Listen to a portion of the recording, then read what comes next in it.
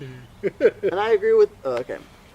The mosquitoes are bugging me. I know, because I just got one on my ear, and it kind of, and I was like, ah!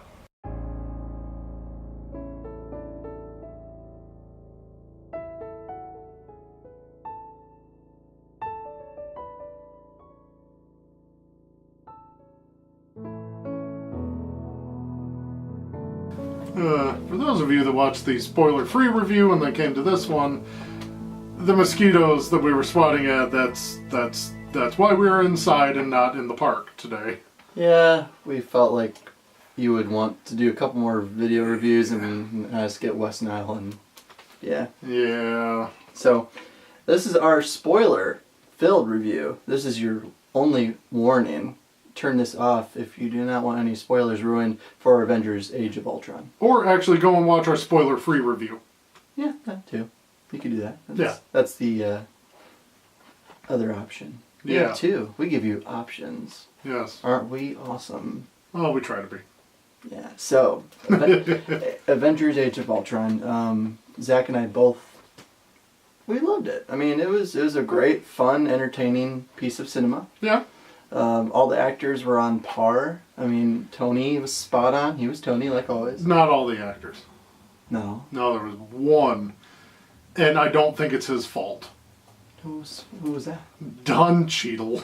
Oh, yeah. Oh, yeah, Don Cheadle is in this movie. Yeah, I don't think that it's Don Cheadle's fault, because I've seen him in other things, and he's great in them. I just think that it's War Machine Rhodey and War Machine are two characters that have yet to be written well. For some odd reason, they're just awkward. Mm-hmm. And they shouldn't be. I mean, I don't get me wrong. I understand, Tony, he's really smart. He's a millionaire, playboy, philanthropist, and all that stuff. But he, it's not like he outdoes Rhodey. Rhodey's just constantly awkward and weird. Yeah, in this movie he is. Yeah. It was nice seeing War Machine's armor back, and he got a little bit of an upgrade, so no more Iron Patriot. Yes, I'm so glad about that.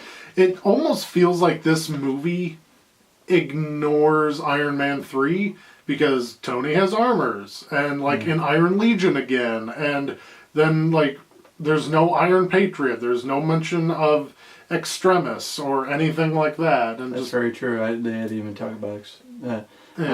That was nobody being like, hey, so I heard that you sacrificed all your armors and fought a dude that could breathe fire.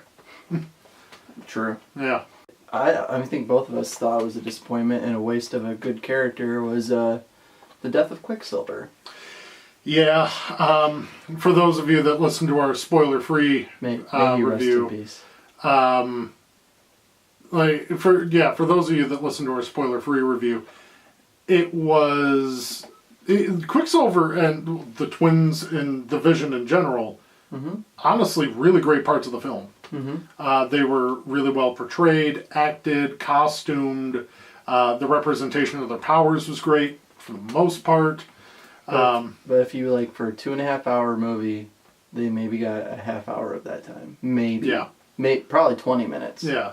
Those three characters together. Yeah. So it's a bit of underdevelopment. Yeah, well, and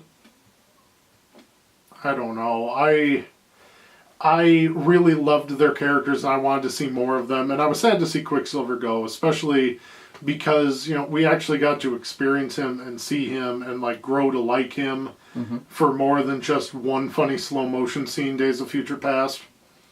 He's really powerful, but he's not omnipotent. You could have done things with him. Yeah. Because he got shot in the arm. By accident. That was pretty funny. And he was really, which was kind of foreshadowing for him getting riddled with bullets. Right. That was pretty funny. Yeah.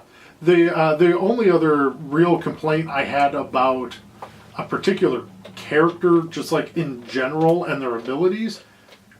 Okay, the Vision just knows what he can do. Now, maybe that's partially because he's like because he's partially like machine, so like he understands his programming, but at the same time, he's still also basically Jarvis. Because I think that they eradicated most of the Ultron in him, because Ultron was originally going to be the Vision. Vision was going to be Ultron's perfect body, and they stopped him, and then uploaded Jarvis in there. So I don't think that the Vision is mostly Ultron. I think that he's mostly Jarvis at this point. But the coolest power that he has, one of the most interesting ones, is his ability to phase through things. And you see it here and there, just like during fights, but there's no awesome reveal of that. And unless you really know the Vision, like, you aren't going to know that that's like one of the things that he does. I mean, the Vision is a relatively obscure character. It would be nice if we could have gotten an awesome reveal of like, think about Fantastic Four 2, Rise of the Silver Surfer. The only, like, truly amazing moment in that god-awful film... This when Silver Surfer went through the building? Yeah, when Silver Surfer went through the building. And it would have been so cool to see, like, a slow-motion, like, thing of the Vision, like, popping through a wall. Yeah. That would have been so amazing. And maybe they do that in the extended cut, Disney, because you really need to release that, please. Maybe they show that in the extended cut, but like it really just needed more exposition. The film overall needed more exposition. It felt a little hurried. Yeah. Of course, that being said, even though that we're kind of going into all of our like things that we didn't like.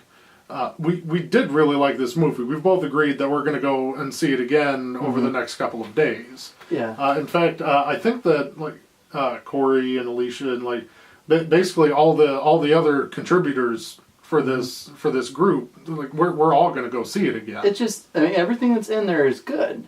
It's just we feel like there's something missing, and that's the thing that bugs us. It's nothing that is in the movie is a wrongdoing. No. There's nothing that made us mad. It's just that's the big thing. It's just it feels like the whole picture isn't there. Yeah. And also, I think it's, as I mentioned in our non-spoiler free review, it feels like this is a film you could not just take someone that has not watched any movie. No. And then it's like they'd be just so lost. They did not make this movie to be friendly to a newbie. They are presuming that you have watched all 10. I think this is the 11th Marvel film. Yeah, thereabouts. I think, yeah. Yeah, I think this might be the 11th one. Or the 10th. Or, yeah, I don't know. Yeah. Yeah, keep talking. Oh, he's doing a count. Yeah, I really agree with that, and especially when it comes to Agents of S.H.I.E.L.D., because you can't forget Agents of S.H.I.E.L.D. The way that Agents of S.H.I.E.L.D. led into Captain America Winter Soldier, it didn't just start, like Winter Soldier didn't just start there, but for Avengers, it basically does, and unless you've watched Agents of S.H.I.E.L.D., like, personally, I haven't caught up on Agents of S.H.I.E.L.D., unfortunately. There's too many shows and work and everything else. I just haven't quite had time to catch up on it. So I do intentionally spoil Agents of S.H.I.E.L.D. for myself for all of this. All right, Jeff, what do you got? All right. 1, 2, 3, 4, 5, 6, 7, and 8, 9, and 10. So this is is the the 11th 11th of the MCU. Alrighty. So yeah, you need to watch all of these before you go to this one. Well, maybe not Iron Man 2. Okay, so we'll throw out this movie. Gotta watch these. So, that was a big thing, and yeah, just all of a sudden we were mentioning just some things just happen, and just for the movie's sake, and as a storyteller, and it's just there's a lot of little holes that leave questions on it that I want answered. And more than likely, Joss said that he has like an over 3-hour cut of this movie. A 3.5 hour, I think it is. And I think we honestly, if we got to see that, I think our negative points to this movie would probably be gone. Yeah, I really think that this movie would probably be a 9.5 out of 10 or a 10 out of 10 if we had all of those. Right. You know, there are some things in this movie that I wish weren't there, though. For instance, they spent all of this money getting Anthony Mackie to show up, but Falcon is barely in it. He shows up for a little bit at the beginning, says some stuff, then shows up at the very end in the new Avengers facility with a whole new suit that you know that they spent a ton of money on. But, I mean, he doesn't show up during the final fight like War Machine does, which just doesn't make any sense, especially when apparently guns work on the Ultron drones. And they between that time we have a new Avengers facility, so maybe there was some time in between it. Maybe he hasn't had time to. We don't really know how long between Winter Soldier and this movie was. Maybe he just hasn't had his new suit built. Oh, maybe Could have been. And like, well, but the point of that though is he shows up for maybe 5 minutes. Yeah. Maybe. They paid all of this money to have Stellan Skarsgård in it. Why? Like, all that happened was Thor went to a pool in a cave, chilled out in there, and then got to re-experience his vision, which is where he, they helped get the name for the Vision, but also where he, and I liked how he gets it better explained. But why? They built this Asgard set. They got all these extras for an Asgard setting. They got all these costumes for an Asgard setting, and they paid for Idris Elba. Just have him go to Asgard. Why make it? Why have him go swimming shirtless? Like probably for the ladies and some of the gentlemen out there, but it just didn't make sense. Like, just have Idris Elba in the movie more, and have a better explanation. And then they filmed that thing with Loki, apparently, with Tom Hiddleston. Loki's there was a film. And he's nowhere to be found. You paid that money for Tom Hiddleston, and he's nowhere to be found. Right. I think that does bring up a positive. I really like the connection between Thor and Vision. Like, I do too. Like, they're almost like, because in a way, I mean, the reason why Vision has his cape is because he sees Thor's cape. And then all of a sudden, like, I like it, so I'm going to copy, he's cool. And then there's 2 moments where Vision uses the hammer. Like, and like, that was one of the coolest scenes in the movie, probably. I think everyone's jaw dropped when he just handed the hammer to Thor, and Thor's just like, let's go. So, and then also the mention, like, it's actually pretty balanced. Yeah, and you have a moment before Thor goes back to Asgard at the very end of the movie when he's talking to the Vision. And I wonder if he's like, you do know that by picking up this hammer, like, you, like, basically gain the right to rule Asgard and everything, and, like, have my powers and everything, right? Mm-hmm. And, like, I think that he was possibly, like, explaining to the Vision, like, what's going on. But more than that, I think that now Thor and the Vision have kind of a kindred spirit in each other. Mm-hmm. Both of them are kind of outsiders, because Thor isn't human, and really neither is the Vision, and they're the only ones on the team that are like that. Yeah. Even all of the like the new Avengers, they're all human. Yeah, I noticed that. I noticed it's really an all mortal team besides Vision. Yep. Which is going to make things interesting for Phase 3. Yeah, especially Civil War. Yeah, especially Civil War. Yeah. Mm-hmm. There was one other character that I kind of thought was almost a little wasted. Oh, Ulysses Claw? Yeah. Is that how you pronounce it? Yeah, Ulysses Claw. I pronounced it right. Andy Serkis, like, he's in it for, like, maybe, 3 minutes? It was a good 3 minutes. It was a good 3 minutes. He does an excellent job portraying the role of Ulysses Claw. Thankfully, he wasn't wearing a motion capture suit. But he does a great job in it. But, I mean, he's just not really in it much, and then he gets his arm cut off by Ultron. But I think maybe... And you're like, oh, well, that's going to get replaced with some sort of sonic device at some point. I think, well, if all goes well, I'm assuming... Because his character is pretty much like the arch nemesis to Black Panther, correct? One of them, yeah. One of them. So I'm thinking he's going to probably be our main villain, or at least one of the main villains for Black Panther in the coming years. You know... That was actually another small gripe that I had.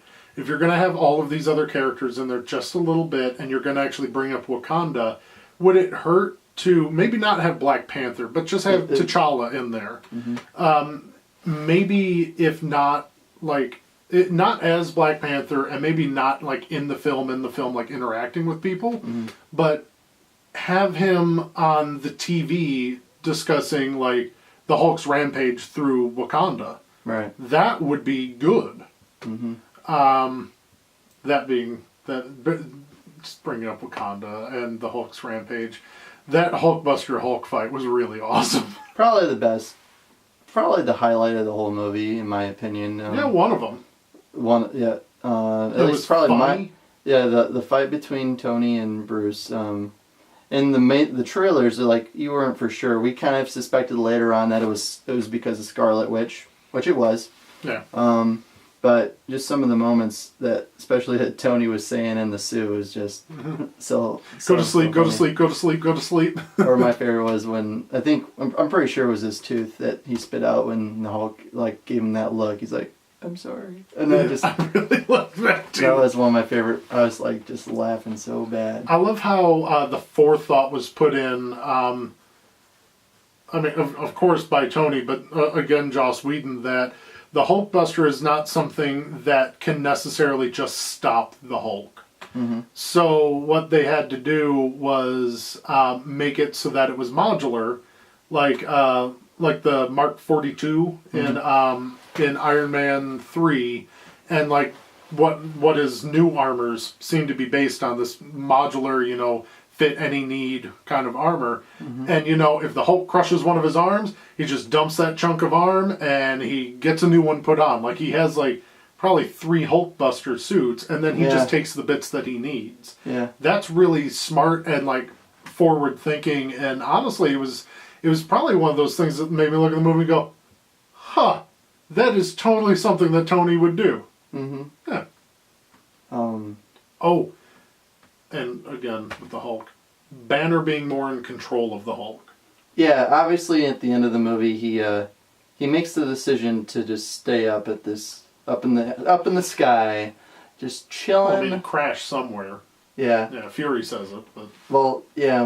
He says we don't know, but and he might already be my theory. I'll discuss my theory in a second, but obviously, yes, you could tell he wasn't an angry Hulk at the end when he was in the plane. Oh, he was a sad Hulk.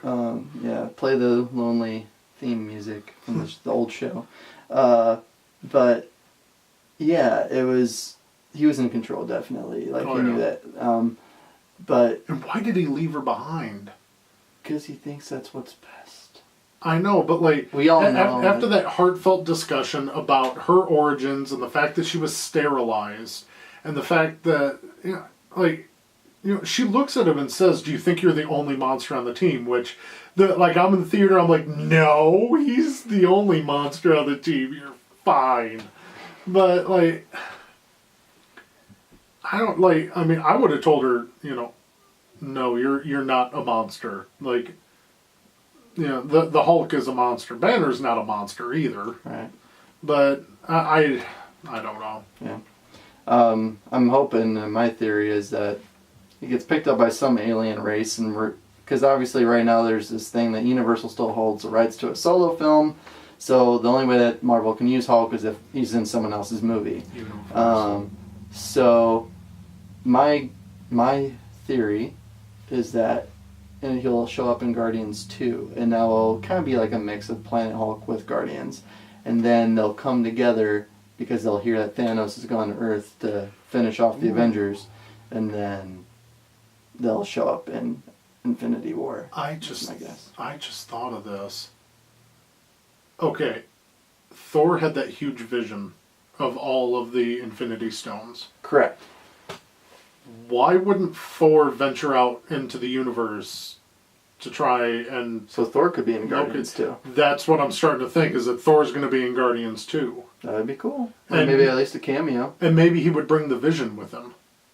Maybe. Because James Gunn's already said that he's adding one of his favorite characters into Guardians 2. I mean, it would make sense. Yeah.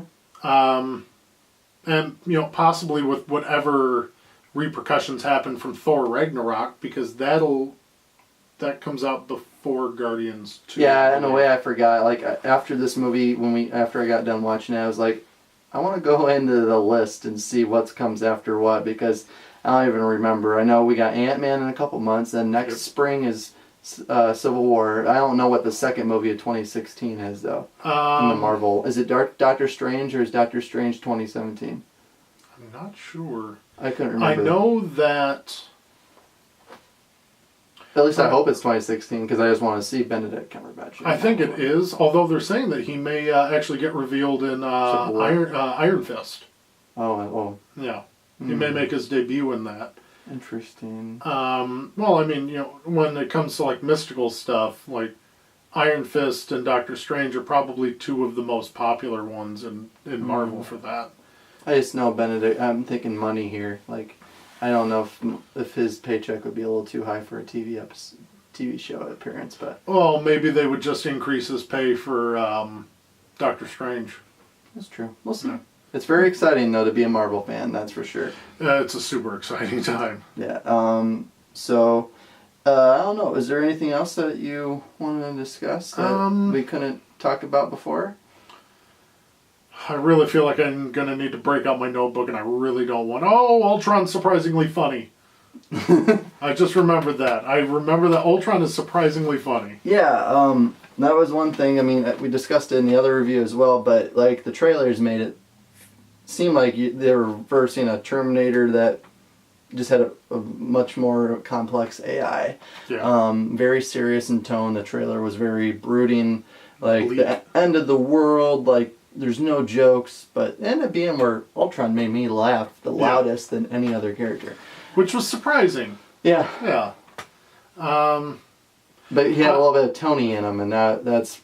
I mean, but we've discussed this where it kind of makes no sense that he would have these, like, sarcastic emotions. In the comics, he's made by Hank Pym, the Ant-Man, the original Ant-Man, not Scott Lang. And he is made using Hank Pym's memories and his brainwaves. So he ends up, as Ultron talks about in spoilers, Rage of Ultron, which just recently happened.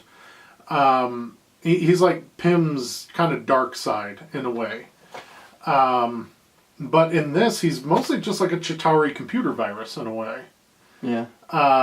Which it's always cool. There was a lot of throwbacks to the Chitauri invasion in this movie. Oh yeah, because like Strucker had one of the Leviathans strung up. Yeah, that, and then they were using their Loki's scepter, the Loki Pokey stick. But like, did you notice? And I think the reason I knew about it was in the children's novelization.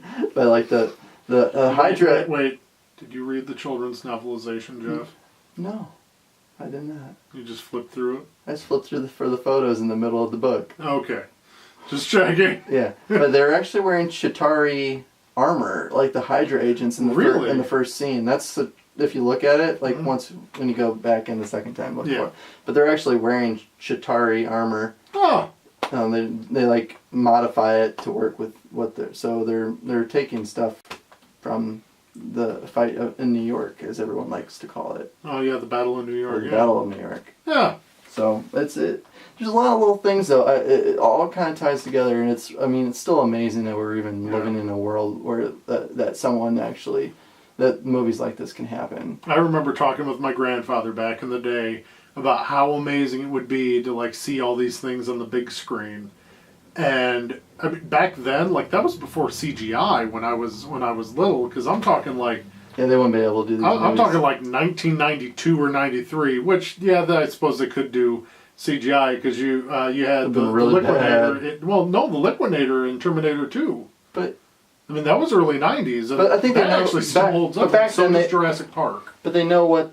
But I think Yeah, I think most of it was bad back then. But they knew what they. I think they worked with what they had. So like they knew they couldn't do it. They'll just do something that they could do. Yeah. But these guys now they think they can do anything, and so we still get some bad CGI when they don't. Which actually the CGI in this was very good. Very good. I will say I was not impressed with the 3D. I did not see it in 3D. I did, and the 3D is just not impressive overall. I mean, the first movie is impressive in 3D. Okay. This one is not so much. I don't entirely feel like Ultron was as great of a villain as Loki, but that could just be because Loki was just so well established, and Ultron pops up surprisingly early in the film. Yeah. It was very. It felt. I mean, this just goes back to our thing. The movie was a bit rushed. Director's cut. Yeah, I mean, that's our big band-aid. That's our answer for this whole thing. Mm-hmm. Just, we want to see this director's cut and see if we highly think that's what's missing. Yeah, I don't know. That's basically all my thoughts on the film. Right. Overall, I thought that it was good. Yeah, like we said, great film. There was just some things that felt like it was a little missing. I've kind of brought up with Zach earlier without talking about it on the podcast, or the video review, I mean, that it's kind of episodic. It felt more like a TV episode, like where we were getting a little bit of the big picture, and it just didn't, again, it just doesn't feel like it's... Like the puzzle pieces hadn't quite fallen into place yet. Correct, and it's just like, I mean, it was great. I mean, the positives... We got to explore characters that don't have their own films, like Hawkeye, obviously, which we didn't even talk about. Yeah, he has a family? He has a family. Lindy, Velma is his wife. I don't know. Linda Cardellini, like, I want, like, her on Freaks and Geeks, amazing. Watch Bloodline if you haven't. She's on that. It's that Netflix exclusive. Oh, yeah. She's plays a major role in that. It's a great... Obviously, we know the Netflix exclusive. She really does not get enough work. Well, I think now though, especially I just watched Bloodline, which just came out, and all of a sudden she shows up in Avengers. I'm like, all of a sudden I'm seeing her. Oh yeah. Again, so and I think we're just gonna see more of her. Oh yeah, she's a great actress. But it was great. It was a neat little twist on Clint's character, and it explains so much as to why we haven't even seen him. Because a lot of people were wondering why we didn't see him in Winter Soldier. Yeah. And this. Originally he was supposed to, though. But this is a nice way of them writing it off, that like he actually does have a family, and that's why he only really is working when they absolutely need him to. Like he's like their last resort, I'm pretty sure. Yeah. So he can spend time with his family, but she understands, and she's like a great partner because she realizes. I mean, what he's doing is dangerous, just like any. But what he does is necessary. Yeah, and then she knows how important he is to the team because he's kind of, in a way, this movie is kind of Hawkeye's movie. Yeah. He's the only one that's not special in any way, really. He doesn't really have any issues to deal with. I mean, like in this movie, he's the only sane one. Yeah. I mean, and he's the only one that doesn't get messed up by Scarlet Witch. Yeah, it's funny. It's kind of a role reversal. Like, he was the one who was brainwashed in the first movie, and then the second one, everyone else gets messed up, and he's the one that's like, all right, guys, let's come together. And like you said in the spoiler-free, I feel like that's just Joss Whedon going, I'm sorry, buddy, I did not treat you right. Right, yeah. But, like, his character is genuinely funny. He's genuinely interesting. Yeah, his speech was loved his great. Speech. Him and the Vision had the best speeches in the movie. The Hawkeye speech to Scarlet Witch, where he's like, we're on an island that's flying, and I have a bow and arrow. It's like, if you walk out that door, you're an Avenger. You are an Avenger, and you are going to help save the world. Yeah. That was awesome. And then the Vision when he's talking to Ultron at the end. Yeah. Yeah. Basically, I mean, it was just a very beautiful speech. I mean, like, and so how humanity's I mean, just our because fleeting lives and our imperfections is what makes us so beautiful. Amazing and miraculous. Right. Yeah. I mean, just because we're not perfect, and that's what makes us awesome and beautiful, and just a great thing. Yeah. And so, I mean, Joss has always been great at dialogue, and We're really going to miss him Yeah. in the future, but we do think that the Russo brothers are going to do a great job. And I think it'll be a fresh take, because obviously this felt a lot like the first one for obvious reasons, and it's going to be very interesting to see a new Avengers movie with different blood involved. Well, and we obviously know Civil War. We aren't really going to see like different blood involved yet. but like for an Avengers movie, we're going to get a whole different technique of filming. And I think one big thing that I mentioned this before is I think the Russo brothers are going to make the action more grounded and more realistic than Joss can. And obviously, Joss, I mean, he's Joss done great. does have a flair for the fantastical. But yeah, we got to experience more of Hawkeye and Black Widow, and it kind of shows that they could have their own solo film, well, their own duo film, I suppose. I mean, I would love to see a solo Black Widow film.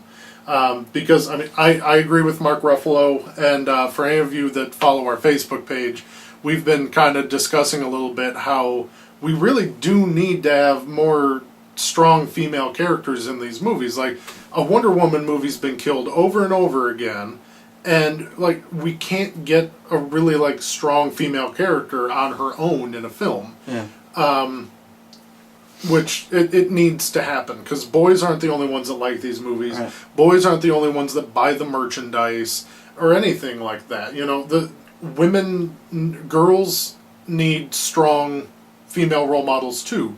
Like Ripley from Alien. Right. She's an amazingly strong female role model in the first two films. That'd be a good topic to maybe discuss in a podcast. That would be. We should actually bring that up. Strong female role models in Katniss. comics. But as I brought up though, like at the end of the movie, we got a new Avengers lineup, and we've actually 2 out of how many are there altogether? Like 6 altogether with Cap probably. So, but Vision, Black Widow, Cap, Falcon, War Machine, and Scarlet Witch. So yeah, 6. So 2 out of the 6 are women now. So they're that's good. And then we got Miss Marvel coming. So yeah. So I think they're learning. No, Captain Marvel. Or Captain Marvel. I'm sorry. It gets confusing. Well, she didn't take the mantle for a long time. She just didn't want the baggage that came. Well, she didn't want the implications that came along with it. And I think though, I mean that just a quick touch on that though. I think it's more. I don't know if it's the movie marketing. I think in this case, it's the toy companies and the It is. T-shirt. One last thing. Yeah. Why is Steve still not mad at Tony at the end of Age of Ultron? Tony played mad scientist not once, but twice. Play mad scientist once. Shame on you. And we kind of got a preview for Civil War. Yeah, with the fight right before they were fighting over bringing Vision to life. Yeah, right before Vision came to life. That was getting Thor pretty came in nasty. and he's just like, I'm just going to electrocute everyone. Yeah, I love that. Yeah, Thor's just like, just stop. I'm just doing this. I'm making the decision. Supercharged. I'm putting my hammer down. You want me to put the hammer down? Yeah. So, but yeah, you're very right though. It was kind of weird how Tony and Steve were all like, "Hey, we're buds again." They were so pissy with each other. The whole movie. Well, most of the movie, but also when they were at the Barton family ranch. Right. The famous log scene. Yeah, like Tony makes Steve so mad that he literally just grabs a log and just rips it in half. It's pretty cool. Which, by the way, if he can do that, why is he hitting them with an axe? That's a better workout. I would like this is a better workout. Splinters, I think. though. He's fine. It'd be so funny if he starts like, I got a splinter. Help me! A broken nail. Anyway, but yeah, that was kind of a weird thing. But maybe it's the calm before the storm. Maybe that's what they wanted to do. Maybe it's just bubbling under the surface. Like they're just trying to get along. Yeah. So, but yeah. I wonder if any of these new Avengers are going to be involved in what ends up starting the Superhuman Registration Act for Civil War, though. Right. Like we said though, like only Vision's they're all normal people. Yeah, they are. Except Scarlet Witch isn't. She's got powers. They call her an enhanced, but does that mean that she's an Inhuman? It's their. Or does she just have abilities? She's a mutant, but not a mutant because they can't legally say mutant. I guess, but I mean, like they don't talk about Well, yeah, they do, because Absorbing Man is never really explained either. He would technically be an enhanced then. Yeah. So I guess that what they do is they artificially give these people abilities. Yeah. Yeah, that would make sense to me. So, but yeah, things are really looking up. Like we said, we love the film. Yeah. Just again, we can't say it enough. I know we're like a broken record, but And if this just video needs to be longer. Yeah, and if this video wouldn't be an hour long, like, we would talk more about the things that we like. But if you really want to hear those things, listen to the spoiler-free video, because like we really talk about all the stuff that we love about this film. We wanted to go more into the stuff we shouldn't, that people might get mad at. Yeah. And then this one, we just sound like a bunch of whiners.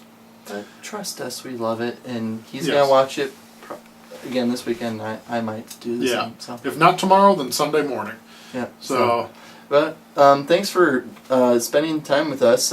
We're just getting used to all this, so bear with us. But I know we had a lot of fun watching it and talking about it, and we hope that you go out and enjoy it as well. And next one, we'll be back in the woods with some cans of off. Yeah, the mosquitoes. The mosquitoes got so bad. Yeah, it's pretty bad. So, but thanks again. Be sure to follow us on Facebook at Nerd Park. Twitter at Nerd Park Podcast. Correct. Yeah, Nerd Park Podcast. At Nerd Park Podcast. You can email us at nerdparkpodcast@gmail.com. Yep. Be sure to make some comments below. If you have any suggestions on movies, obviously we're going to try to hit the big ones. We got Jurassic World, I know we want to do. Star Wars, but that's not until Christmas time. Spectre.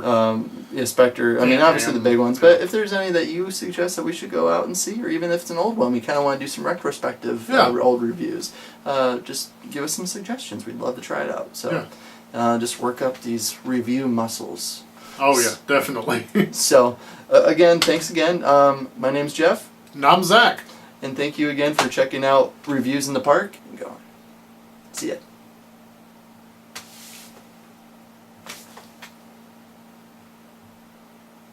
Brofist. Or Hulk and Iron. Or Iron Hulk Punch. Bye.